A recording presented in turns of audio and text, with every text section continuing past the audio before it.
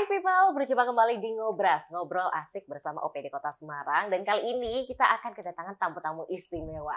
Karena kelihatannya seluruh masyarakat di Jawa Tengah sedang sangat bahagia gitu ya. Karena sesuai dengan tema kita yaitu tak diskon maka tak sayang. Pasti people sudah banyak yang tahu ya. Kalau sekarang ini sedang berjalan adanya diskon khusus, adanya pemutihan untuk pajak kendaraan bermotor. Nah, untuk lengkapnya seperti apa, kenapa ini ada, dan apa bedanya sama tahun-tahun sebelumnya, kita akan bahas secara lebih lengkap bersama para narasumber kita yang sudah hadir kali ini. Yang pertama ada Kepala UPPD Kota Semarang 1, yaitu Bapak Rudito E. Suwarno, Esos MM. Pak Rudito, apa kabar Bapak? Terima kasih, baik. Sehat ya Pak Sehat ya? selalu. Moga Pak ini juga demikian. Dan kali ini kalau ada dari Bapenda Provinsi Jawa Tengah, biar lebih lengkap lagi, kita juga hadirkan dari Bapenda Kota Semarang ya. Ada Bapak Mulyo Cahyono SEMM, Kepala Sub Bidang Penagihan Pajak Daerah 2, Bapenda Kota Semarang. Pak Yoyo, apa kabar? Alhamdulillah sehat. Sehat juga ya. Oke, sekarang dari dua sisi sudah siap ini, dari provinsi dan juga dari Kota Semarang ya. Karena kita akan membahas yaitu tadi tentang satu hal yang sangat menggembirakan. Katanya semenjak tanggal 8 April ya Pak, program ini dimulai, saham satu isinya penuh terus ya Pak ya. Benar Pak Rudito? Iya, betul. Terima kasih Pak Eni. Jadi dengan adanya kegiatan program yang dicanangkan Bapak Gubernur, dengan keputusan beliau Peraturan Gubernur nomor 100.3.3.1 garis miring 87 tahun 2025 ini memang Samsat baru punya gawe. Banyak gawe ini dilatar belakangi dari kegiatan crash program di mana tunggaan piutang pajak ini di Jawa Tengah semakin tinggi. Dari setiap tahunnya terus naik sehingga melalui keputusan Bapak Gubernur ini memberikan relaksasi ataupun juga bentuk penyelesaian piutang yang terus setiap tahun mengalami kenaikan yang signifikan. Apalagi juga berkenaan dengan pelaksanaan Undang-Undang Nomor 1 Tahun 2022 ini, tentunya dengan option pajak ini juga akan merubah pungutan ataupun tarif yang ada dengan adanya tambahan option untuk kabupaten kota yang nilainya juga mungkin akan terjadi perubahan, naik sekitar 1,14% lah. Jadi kemarin waktu program yang pertama sebelum yang kalau nggak sayang ini, nah ini dulu ada yang kita tunda dulu kenaikan itu pada crash program pada bulan 1 Januari sampai dengan 30 Maret. Jadi dengan adanya ini tentunya masyarakat sudah mulai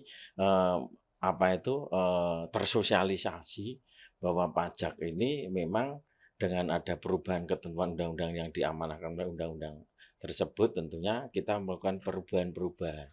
Salah satunya di dalam pelayanan juga pendataan. Nah, dari crash program ini harapannya dengan melakukan restrukturasi piutang dengan data yang valid ini, maka Bapak Gubernur itu melakukan pemutihan yang kita mulai sejak tanggal 8 April 2025 ini sampai dengan 30 Juni tahun 2025. Harapannya kesempatan ini harus bisa dimanfaatkan oleh khususnya warga Kota Semarang dan umumnya warga Jawa Tengah, bahwa ini kesempatan yang kemarin mungkin waktu melaksanakan pembayaran itu tidak tertib, tidak tepat waktu, atau pas ada kendala pembayaran sehingga bertahun-tahun numpuk. Ini dengan Bapak Gubernur ini diputihkan. Ya, jadi yang tunggaan tahun 2024 ke bawah ini dihapuskan sehingga hanya yang membayar itu tahun berjalan di tahun 2025 aja. Tetapi ini bukan berarti ini untuk pajaknya, tapi bukan berarti untuk yang kewajiban yang lain seperti kewajiban untuk jasara harja maupun denda yang ada di jasara harja ini masih menyesuaikan ketentuan dari peraturan Permenkeu yang sebagai acuan dari jasara harja melakukan pungutan sumbangan akan SWDLJ ini. Jadi masyarakat jangan kaget kalau Loh kok tetap ada pungutan putih, yuk putih sama sekali enggak. Tapi tetap ada yang diputihkan, ada yang tunggakan piutangnya. Piutangnya yang itu yang dihilangkan. Termasuk denda-dendanya yang hilangnya. Lah yang jasa harja itu hanya dendanya saja yang hilang. Tetapi pokoknya untuk jasa harja, untuk yang pungutan kendaraan roda 2 itu tetap dipungut, roda 4 juga tetap dipungut. Jadi itu yang harapannya bisa menjadi masyarakat memahami bahwa kesempatan ini adalah kesempatan untuk menghapus tunggakan-tunggakan yang selama ini masyarakat menjadi beban, juga awang-awangan cara orang Jawa itu membayar itu nilainya yang tinggi itu awang-awangan. Dari yang diperjuangkan ini penghapusan ini luar biasa loh ini. Kalau yang nunggak 4 tahun, 3 tahun, bayangin aja kalau itu Avanza. 3 juta kali 5 tahun, 15 juta yang dihapuskan oleh dengan program ini. Maka manfaatkanlah, gunakanlah sebaik-baiknya waktu yang ada, jangan sampai terlambat, jangan sampai nanti gelem burine. Terutama yang suka-suka ini yang menjadi permasalahan-permasalahan yang menjadi yang ada dikeluhkan oleh masyarakat. Saya kira itu. Oke, jadi ternyata seperti itu ya ceritanya. Ini karena mungkin temanya Lebaran ya Pak, kembali diputihkan, kembali ke fitri begitu.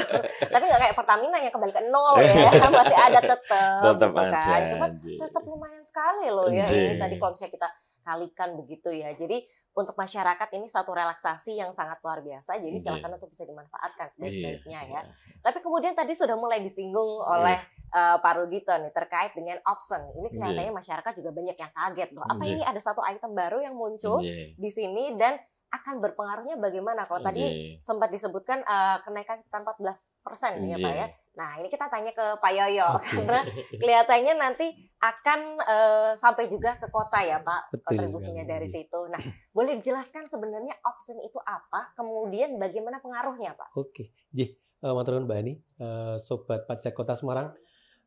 Pada kesempatan kali ini juga kami dari Kota Semarang ingin menyampaikan hal ini sebetulnya hal yang baru, memang baru diterapkan di Kota Semarang ini, mungkin seluruh Indonesia, itu di awal tahun 2025.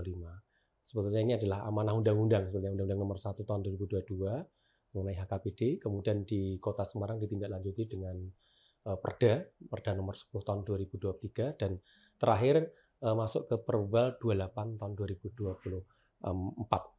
Jadi pada dasarnya bahwa option ini menurut istilah kan memang pungutan tambahan pajak dengan persentase tertentu. Nah, terkait dengan PKB di sini adalah option PKB ini adalah dipungut bersamaan. Option PKB maupun option BPNKB ini dipungut bersamaan dengan pajak kendaraan bermotor dan BPNKB. Jadi dipungut secara bersamaan di situ. Jadi pada dasarnya bahwa kegiatan ini memang amanah undang-undang yang pada dasarnya tujuannya pada dasarnya dulu kan bahwa option ini kan merupakan salah mekanismenya ke mekanisme bagi hasil.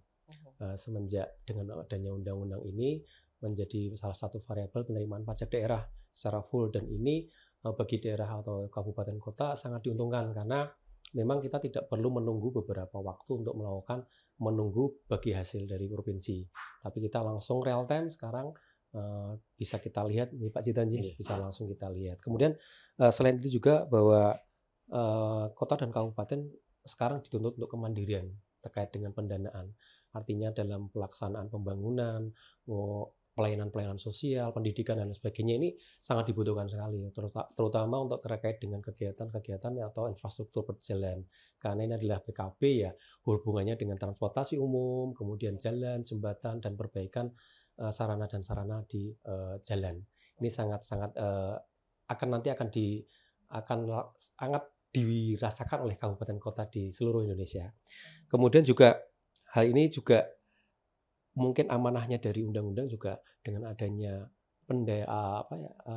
dari bagi hasil menjadi pajak daerah ini diharapkan kabupaten kota tidak tergantung lagi dengan DAU maupun dana alokasi khusus. Jadi lebih mandiri lah ceritanya gitu. Semarang sampai dengan hari ini sudah hampir mencapai 60% kemandiriannya. Insya Allah nanti dengan adanya option ini kami bertekad bersama Pak Cito, jajaran provinsi untuk lebih mandiri dalam tidak tergantung dari DAUPOM maupun DAK. Gitu Mbak Hani. Oke. Dan kira-kira dengan adanya option diproyeksikan Semarang bisa mendapat tambahan berapa Pak untuk PAD-nya dari sini? Jadi seperti yang diaturkan Pak Cito tadi, memang ada tambahan sekitar 13-14%, Mbak. Tapi itu dari hitungan kasar, karena sebetulnya masih banyak potensi piutang sebetulnya yang kemudian nanti akan digagas bersama teman-teman pembina Samsat. Kita ada beberapa nanti sesi sengkuyung ya Pak Cito. Itu salah satu bentuk optimalisasi kami bersama teman-teman jajaran Samsat untuk lebih mengoptimalkan pendapatan dari sisi PKP maupun BPNKB. Oke, baik. Nah ini terus kemudian banyak juga masyarakat yang bertanya ya. Tadi sebelumnya ini kita sudah sempat mengumpulkan banyak pertanyaan masyarakat. Salah satunya dengan adanya option ini kira-kira nanti manfaat apa sih yang akan dirasakan oleh masyarakat? Gimana nih Pak Yoyo? Jadi ini erat sekali dengan belanja di Kota Semarang khususnya, karena kita bicara di sini adalah kami dari Kota Semarang, bahwa fungsi pendapatan yang kami gali terutama dari sisi pajak daerah akan kita gunakan semaksimal mungkin untuk pertama memang berdasarkan visi misi dari dari Ibu Wali Kota, kita dukung visi misinya baik dari sisi infrastruktur, kemudian fasilitas umum, fasilitas sosial, pendidikan, kemudian yang tidak kalah adalah ada beberapa paket-paket khusus, misalkan bantuan KRT yang mungkin warga Kota Semarang, sobat pajak sudah tahu bahwa akan diberikan bantuan 25 juta per RT. Ini salah satu bentuk support dari sisi pendapatan yang kita harapkan bisa kita peroleh dari sisi PKP maupun BPNKB.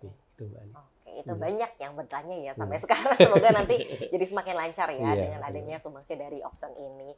Baik, people, kita nanti masih akan lanjutkan lagi perbincangan kita. Tidak hanya dengan narasumber yang hadir di sini, masih ada yang akan kita hadirkan lagi ya. Jadi biar nggak penasaran, jangan kemana-mana, tetap bersama kami di Ngobras.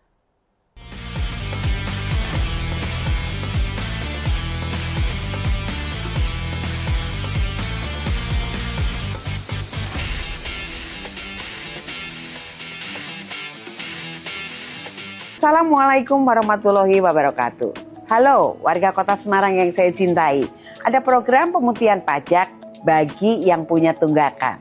Mari bayar pajak untuk tahun berjalan dan dapatkan manfaat. Yang pertama, penghapusan pokok tunggakan. Yang kedua, penghapusan denda pajak. Yang ketiga, penghapusan denda tunggakan jasara harja. Yuk, kita bayar pajak mulai tanggal 8 April sampai tanggal 30 Juni 2025. Ini kesempatan emas bagi warga kota yang punya tunggakan pajak kendaraan bermotor. Wassalamualaikum warahmatullahi wabarakatuh.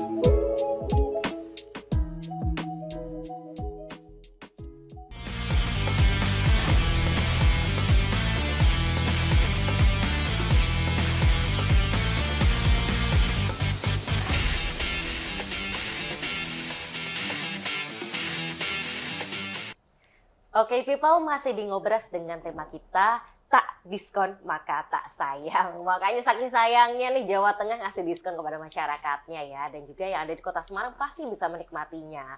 Tadi kita udah ngobrol juga bersama Pak Yoyo karena masalah option ini sudah clear begitu ya, semoga sudah jelas. Sekarang kita beralih ke narasumber lainnya yang sudah hadir di sini. Sudah ada Bapak Manggala Aji Mukti SEMM, Kepala Cabang Jasara Harja Semarang. Selamat siang Bapak. Selamat siang. Kemudian juga ada Pamin 1 SI STNK Ditlantas Polda Jateng, ada Bapak Ibtu Ihsan Hamami STRK.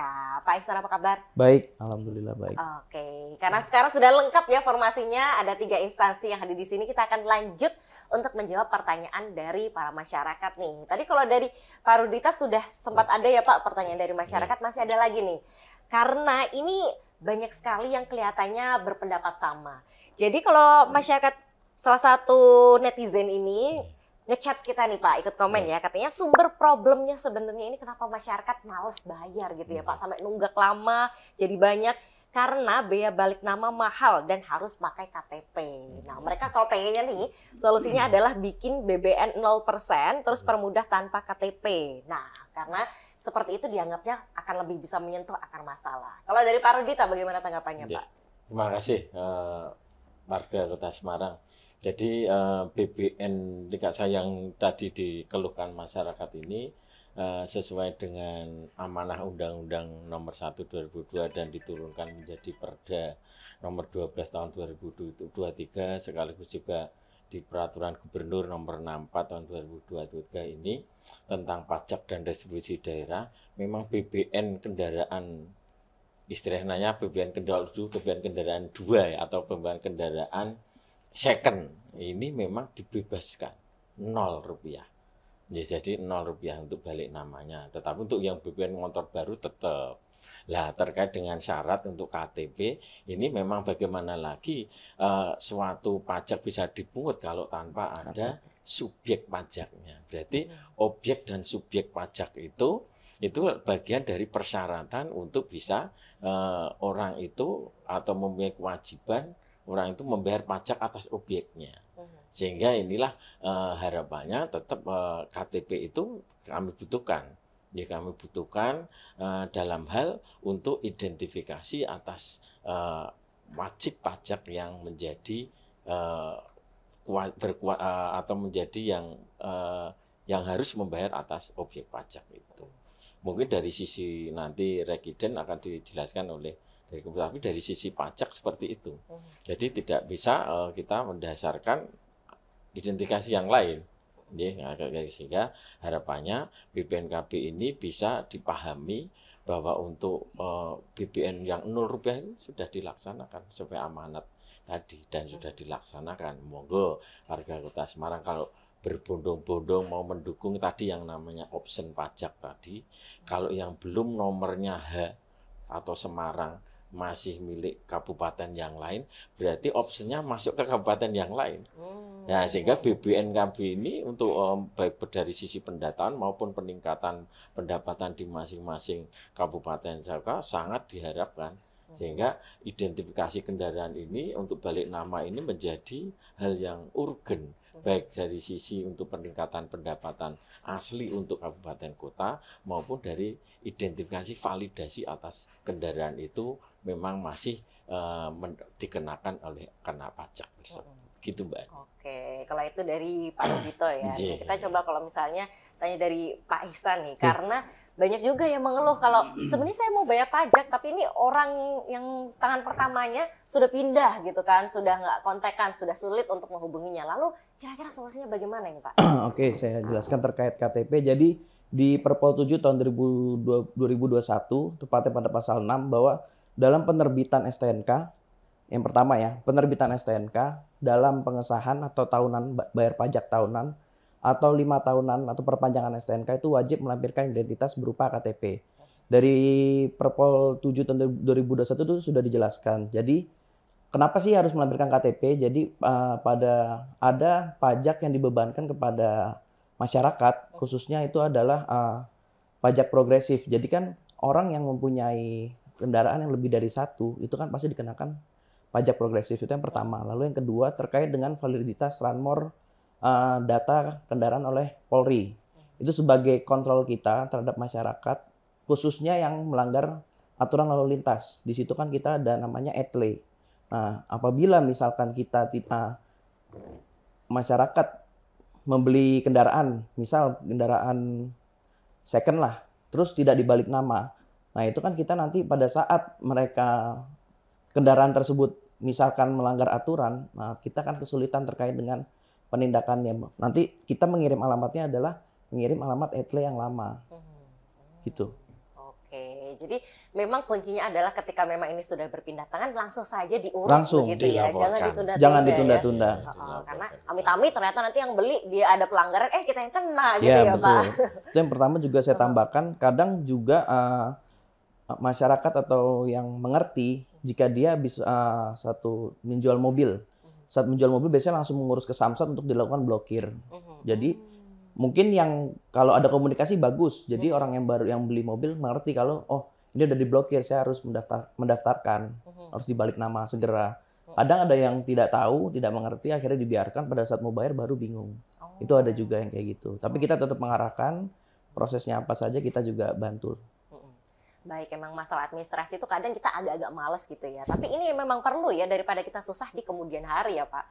Kita lanjutkan nih, mumpung sampai di Pak Ihsan ya, ada pertanyaan juga terkait dengan warga. Ini ada yang bertanya, sudah beli motor second, terus kemudian untuk pajak sekalian balik nama jadi atas nama sendiri, apakah harus dengan KTP? Itu tadi kan yang sudah terjawab begitu ya. Kalau balik nama KTP-nya beda wilayah Samsat atau kota, syaratnya apa saja dan apakah harus sekalian bayar pajaknya? Gitu. Kalau untuk namanya mutasi ya, jadi kendaraan itu mutasi.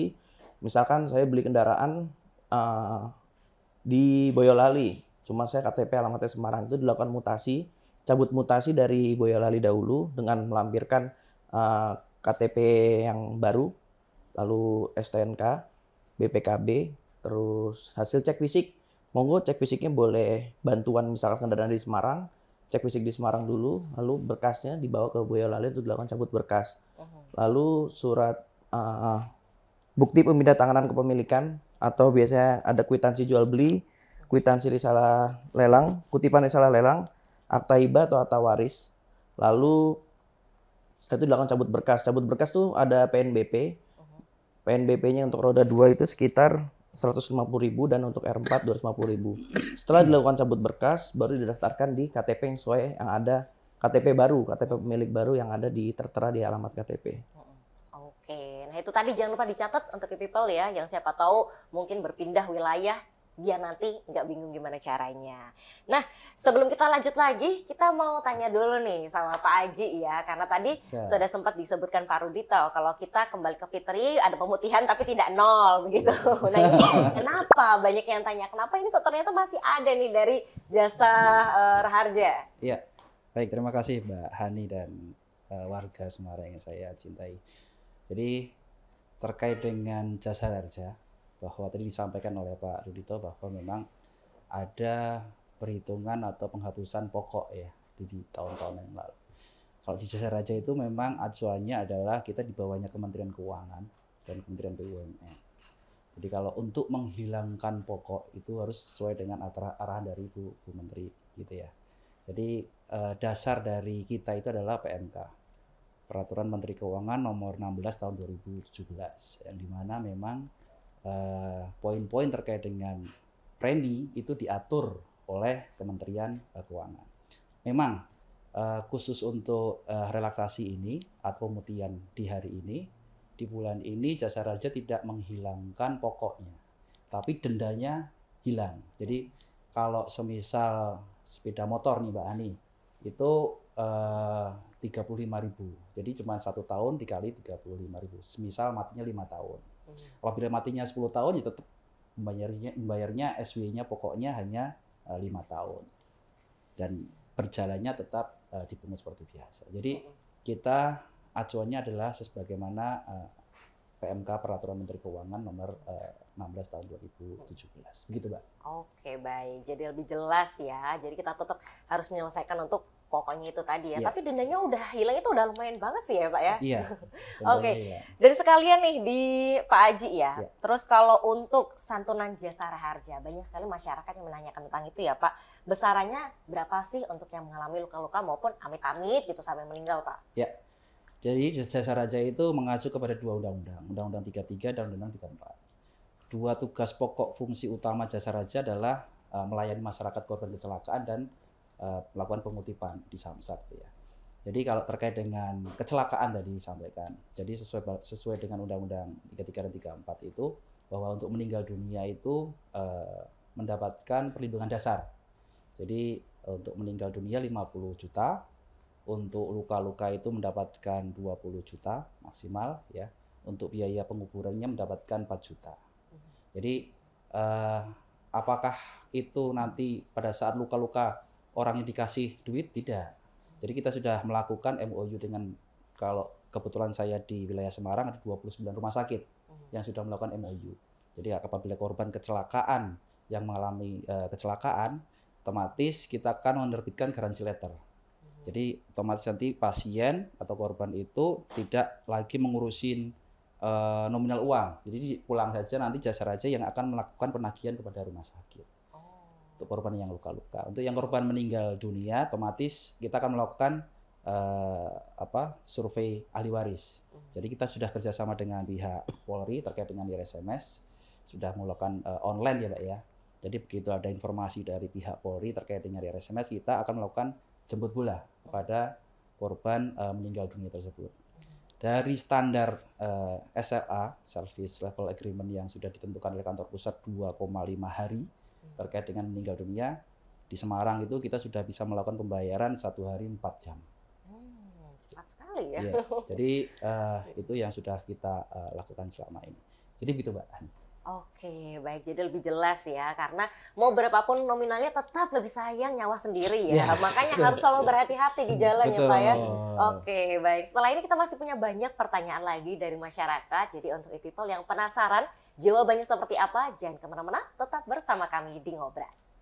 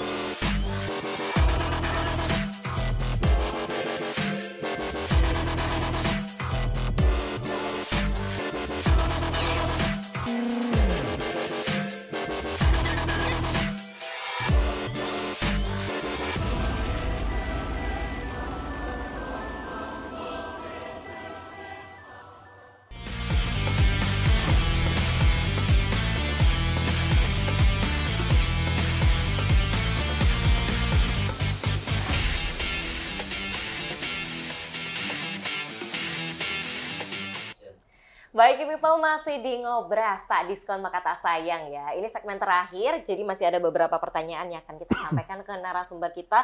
Lengkap dari Samsat yang ada di sini ya, Ditlantas ada, Jasa Raharja ada, dari Bapenda ada. Kita lanjut tadi pertanyaan mungkin ke Pak Rudito dulu nih, karena banyak yang tanya nih Pak, kita udah ngecek di New Sapole, tapi kok harganya nggak berubah ya? Nah ini gimana Pak? Ya, terima kasih.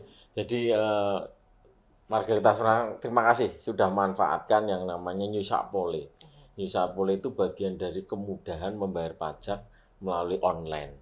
Tetapi seperti kita ketahui bersama bahwa dengan banyaknya maraknya hacker ya, banyak sekali. Nah, dengan program yang luar biasa ini, kita menjadi salah satu sasaran.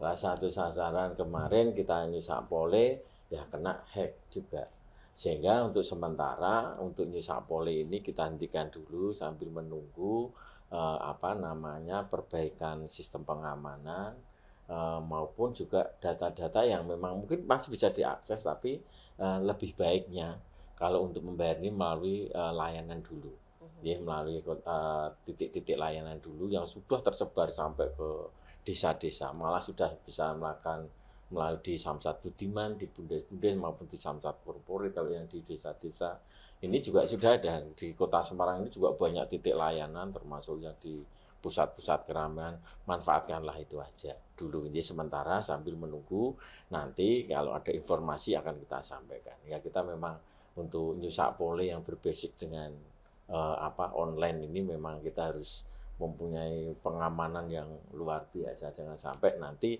panjenengan sudah membayar tetapi ternyata tahun besok karena kesalahan ada sistem yang tidak benar malah masih jadi tunggakan. Nah, jadi udah benar, udah tertib, malah ada tunggakan hanya kesalahan dari sistem itu sendiri. Sehingga untuk pengamanan sementara kita off-kan dulu sambil menunggu perkembangan lebih lanjut. Gitu Mbak ini. Ini termasuk untuk di minimarket dan juga marketplace ya Pak? Iya, sama. Jadi nanti kita termasuk di Signal juga. Kita masih hentikan dulu karena menunggu dari kekuatan dari untuk pengamanan tadi, security IT tadi.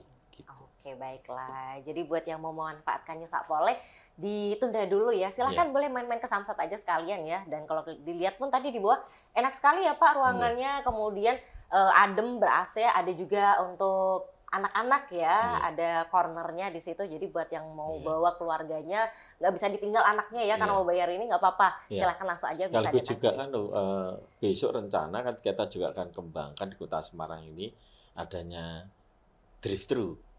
Ada drive-thru juga ya. Drive-thru kemudahan nanti posisinya di Jalan Ki Mangun-Sarkoro nanti ya. Sehingga nanti kita ini baru koordinasi dengan Kota Semarang untuk kapan bisa kita launching. Jadi ini yang harapannya juga akan memudahkan masyarakat untuk melakukan pembayaran di samping melalui New Sapole tadi. Gitu, Oke, jadi tinggal mampir aja udah bisa langsung bayar ya Pak. Baik, nah kita lanjut ya kalau begitu. Tadi untuk Jasara Harja masih ada satu pertanyaan lagi nih Pak Haji. Terkait dengan bagaimana cara melakukan klaim untuk yang mengalami kecelakaan. Baik Mbak Ani, terkait dengan klaim Jasara Harja, itu kalau tadi kan ada meninggal sama luka-luka ya. Saya bicara dulu terkait dengan meninggal dunia. Jadi kalau meninggal dunia tadi, ya tadi kita sudah kerjasama dengan IRSMS tadi. Jadi otomatis IRSMS itu menginformasikan kepada Jasara Harja bahwa di tempat ini ada kecelakaan, gitu ya. Yang perlu disiapkan sebetulnya hanya cukup masyarakat korban itu melaporkan kepada pihak polisi. Jadi kita dokumen utama itu adalah salah satunya laporan polisi. Kalau tidak ada laporan polisi, otomatis Jasara Harja tidak bisa melakukan santunan kepada korban kecelakaan lalu lintas. Untuk dokumen-dokumen yang lain itu sudah melekat, yaitu ada KTP pasti punya, kartu keluarga pasti punya itu ya. Jadi itu sudah ada di dalam masyarakat korban masyarakat. Nah, khusus yang meninggal dunia itu yang dapat dilakukan santunan adalah janda atau dudanya yang sah. Jadi kalau tidak ada janda atau dudanya yang sah, kepada bawahnya anaknya. Apabila belum memiliki anak, kepada yang terakhir adalah orang tuanya. Apabila tidak memiliki semuanya, dilakukan tadi biaya penguburan sebesar 4 juta. Jadi kita membantu korban masyarakat yang tidak memiliki ahli waris yang sah tadi, gitu ya. Itu khusus untuk yang meninggal dunia. Nah, kalau yang luka-luka, syarat utama tetap sama, yaitu masyarakat cukup melaporkan kepada pihak kepolisian. Nanti kita yang akan melakukan kerjasama. Dulu Mbak, masyarakat itu pada saat mengalami luka-luka di rumah sakit, itu setelah dirawat rumah sakit berbondong-bondong ke kantor Jasara Harja. Jadi dulu penuh. Tapi sekarang hampir tidak ada masyarakat yang ke kantor Jasara Harja. Karena kita sudah melakukan hampir 100% di wilayah Semarang, 29 rumah sakit itu kita melakukan MOU. Jadi pada saat mengalami kecelakaan, otomatis rumah sakit kan menginformasikan kepada Jasara Harja. Dan Jasara Harja kan memberikan garansi letter yang dimana sebesar maksimal 20 juta tadi akan dibantu oleh Jasara Harja. Semisal habisnya 15 juta, ya otomatis nanti kita akan melakukan pembayaran kepada rumah sakit 15. Jadi tidak serta-merta masyarakat itu mendapatkan 15 juta, kan gitu ya. Jadi kita akan melakukan pembayaran sebesar yang dikeluarkan oleh dari pihak rumah sakit. Jadi itu kemudahan-kemudahan yang sudah dilakukan oleh Jasara Harja. Dan terkait dengan pendapatan yang sudah kita peroleh tadi di Samsat, salah satunya bukan untuk Jasara Harja juga, karena untuk dividen negara juga, kembali lagi ke negara. Jadi hasil dari pelayanan yang sudah kita lakukan pendapatan, terus pelayanan untuk ke masyarakat, itu sisanya hasilnya itu kembali lagi ke negara lagi. Gitu jadi. Gitu, Mbak. Oke, baik. Jadi seperti itu ya, silahkan dicatat tadi buat e-people, siapa tahu nanti butuh ya tiba-tiba. Nah, itu bisa digunakan untuk mengklaim dari Jasara Harja. Betul. Dan sekarang pelayanannya makin oke ya, keren sekali Bapak. Iya. Jadi masyarakat semakin mudah ketika ingin memanfaatkan apa yang sudah dibayarkan ya. Iya. Baik, dan kita berlanjut lagi nih. Tinggal dari Pak Ihsan masih ada beberapa pertanyaan nih. Salah satunya terkait dengan STNK Pak. Kalau misalnya ternyata hilang ya, kira-kira harus nama berapa ini Pak? Nah, kalau untuk proses duplikat STNK, kita tuh pertama laporan dulu ke polsek terdekat terkait dengan kehilangan STNK.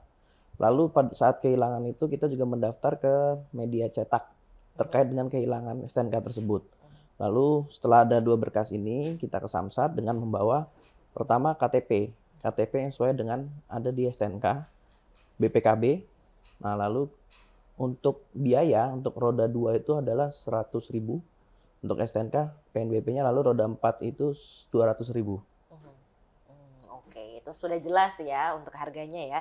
Lalu kemudian kalau untuk masyarakat yang mau cek fisik kendaraan plat di luar Semarang ya, misalnya Jakarta atau Bandung gitu, terus di Samsat Semarang 1. Nah, ini apakah bisa atau tidak dan kira-kira harus bagaimana? Kalau untuk cek fisik di seluruh Samsat itu bisa. Misalkan saya di Bali kendaraannya, tapi mau mutasi ke Jawa Tengah, saya bisa cek fisik di Bali atau cek fisik di Semarang, itu contoh ya. Cuma pengecualian untuk Jakarta, memang aplikasi yang ada di sana belum terupdate ya, karena waktu itu ada terkendala. Jadi memang untuk yang di Jakarta tetap bisa, namun nanti prosesnya memang kalau proses pada umumnya kan nanti petugas cek fisik menuliskan nomor rangka masuk ke dalam, kita tulis sesuai yang ada di data aplikasi ERI dan nomor rangka tersebut, lalu kita isikan dengan identitas yang ada di aplikasi. Nah, dikarenakan adanya aplikasi yang belum terupdate di Jakarta, kita tidak bisa mengecek hasil nomor rangka yang habis kita gesek. Jadi kita harus koordinasi secara manual. Kita telepon dari pihak Jakarta. Saya sudah berkoordinasi juga, ada orang di sana, anggota. Jadi kita selalu tektokan, bekerja sama. Jadi kalau misalkan ada memang wajib pajak yang mau melaksanakan cek fisik yang ada, apalagi plat B, kita harus berkoordinasi secara manual. Memang agak memakan waktu, cuma tidak lama. Ya paling perbedaannya tambahan 5 menit, 7 menit di sana lah. Oke, jadi bisa ya Bisa. pada intinya berarti tetap bisa dimanapun kita berada. Dan walaupun untuk Jakarta nanti butuh waktu untuk bisa konfirmasi, jadi sabar-sabar aja. Tapi tetap bisa untuk ngeceknya di sini. Nah, karena untuk pertanyaan masyarakat sudah selesai semua ya. Buat e-people nanti untuk episode selanjutnya kita juga akan buka ya. Jadi buat yang pengen tanya bisa kirimkan pertanyaan tersebut ke kita. Nanti akan kita sampaikan ke narasumbernya langsung. Dan kalau gitu kita boleh minta closing statement-nya. Pertama dari Pak Rudito, silahkan Bapak. Kira-kira apa nih yang perlu diperhatikan masyarakat terutama untuk memanfaatkan programnya? Terima kasih Mbak Ni. Terima kasih warga Kota Semarang. Ayo kita manfaatkan apa yang menjadi keputusan dari Bapak Gubernur untuk memudahkan masyarakat untuk bayar pajak ini. Pemutihan ini waktunya terbatas. Gunakan secepatnya. Jadi gunakan pemanfaatan ini. Silahkan motor-motor yang sudah tidur dibangunkan semua. Kita siap melayani di Samsat dimanapun berada, kita akan siap melayani sampai selesai, tuntaskan. Yuk, wani numpai, wani duweni, wani majeki. Wih, motonya itu ya Pak ya. Oke, dari Pak Haji mau menambahkan? Ya, baik Mbak, terima kasih atas waktunya. Kalau dari saya pastinya juga sama dengan yang disampaikan Pak Rudi tadi, bahwa ini ada program pemutihan. Ayo masyarakat segera manfaatkan kesempatan yang sangat berharga ini, karena kesempatan ini mungkin tidak akan terulang lagi di hari-hari atau di bulan-bulan berikutnya atau di tahun-tahun berikutnya, karena ini adalah hal yang sangat luar biasa terkait dengan pemutihan. Dan harapan saya dari Jasara Harja, kecelakaan di Kota Semarang sangat besar dan tetap harus berhati-hati, karena jangan sampai nanti terus berhubungan dengan Jasara Harja terkait dengan santunan kecelakaan lalu lintas di jalan. Demikian Mbak. Oke, terima kasih Pak Haji. Kalau dari Pak Ihsan? Ya, terima kasih waktunya Mbak. Mungkin dari saya untuk masyarakat yang ada di Jawa Tengah, dikarenakan sekarang ada proses pemutihan, monggo untuk dimaksimalkan untuk pembayaran pajaknya. Namun penekanan dari saya, Ya, untuk proses tetap jangan percaya dengan calo yang pertama, yang kedua tetap tertib administrasi. Jikapun ada pertanyaan tentang terkait dengan berkas apa yang harus dibawa, bisa langsung bertanya kalau di Instagram tuh regiden.ditlantas Polda Jawa Tengah. Itu aja dari saya. Oke, itu tadi ya sudah dikasih juga Instagramnya, boleh mampir untuk cari informasi lebih lanjut. Dan juga e-people, kita ingatkan program ini masih berjalan sampai 30 Juni 2025, betul ya. Jadi silahkan dimanfaatkan dengan sebaik-baiknya. Dan terima kasih banyak untuk seluruh narasumber yang sudah hadir di Terima sini. kasih. Dan semoga informasi yang kita bagikan bisa bermanfaat untuk e-people semua. Kalau begitu, saya Hani Nurmalita beserta seluruh narasumber dan juga kerabat kerja yang bertugas pamit. Terima kasih dan sampai jumpa.